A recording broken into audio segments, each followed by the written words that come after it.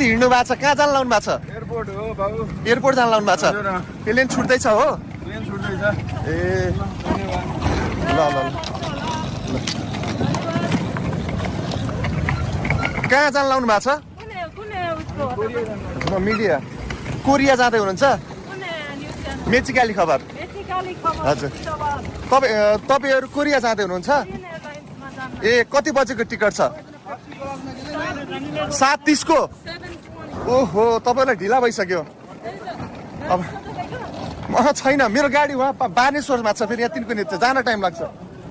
सुन्नु न, हेलो उहाँले पुऱ्याइदिनुहुन्छ दाइ, उहाँले पुऱ्याइदिनुहुन्छ सिङ्गल सिङ्गल।